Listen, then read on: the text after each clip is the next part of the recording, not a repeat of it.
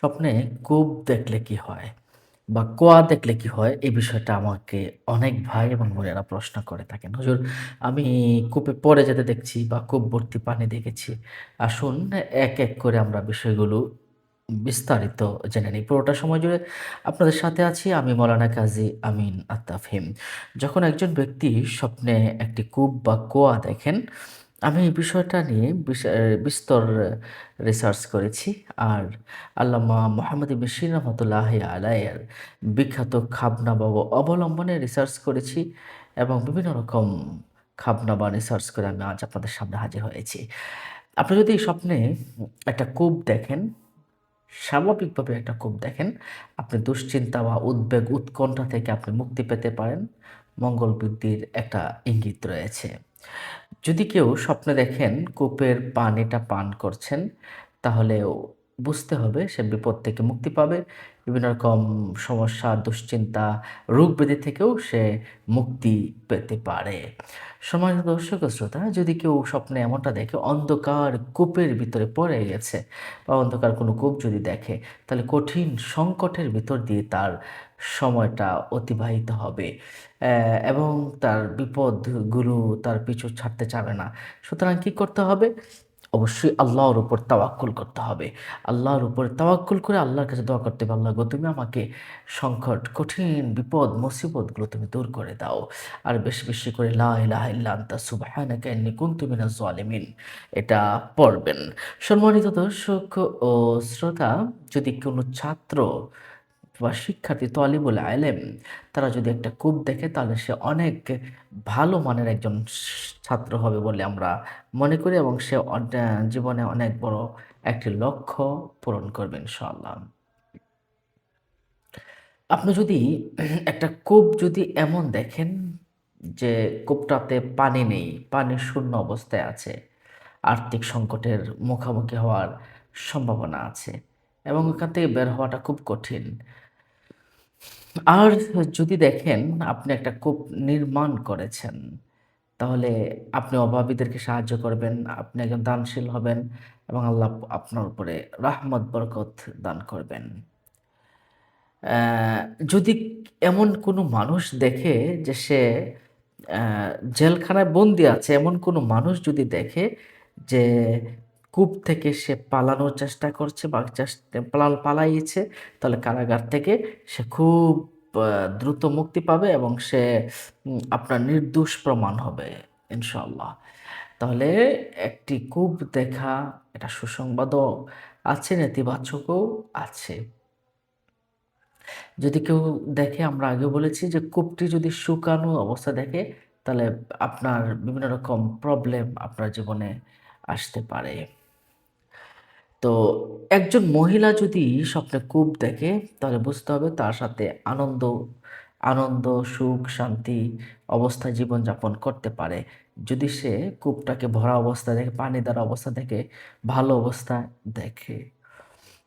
আর এমনটা যদি দেখে যে সে একটা কূপের ভিতরে পড়ে যাচ্ছে, আ পড়তে যাচ্ছে, পড়ে যাওয়া থেকে বাঁচানোর জন্য পিছন থেকে একজন এসেছিল। তাহলে বুঝতে হবে তার সমস্যাগুলো সমাধান হবে ইনশাআল্লাহ।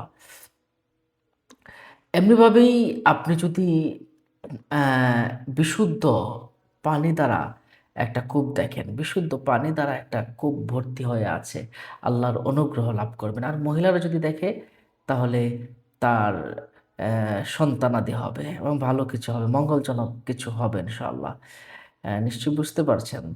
আর আপনি যদি মহিলা হয়ে থাকেন, একটা কূপ থেকে পানি বের করতে দেখেন, তাহলে আপনার খুব শীঘ্রই একজন সন্তান হবে এবং আপনার মঙ্গল কিছু হবে ইনশাআল্লাহ।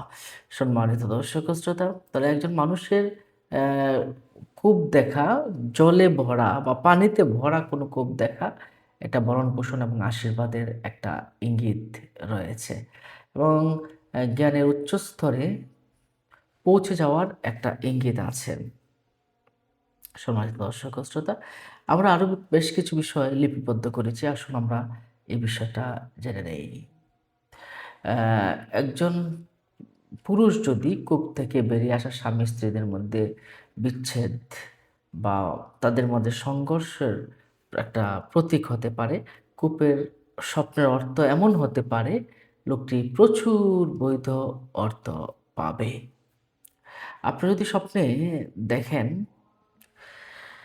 যে আপনি কূপ থেকে বের হওয়ার একটা স্বপ্ন যদি দেখেন, তাহলে আপনি খারাপ জিনিসের যে ঘটনাগুলো আছে এখান থেকে পালানোর একটা সম্ভাবনা আছে। এটা ভালো স্বপ্ন।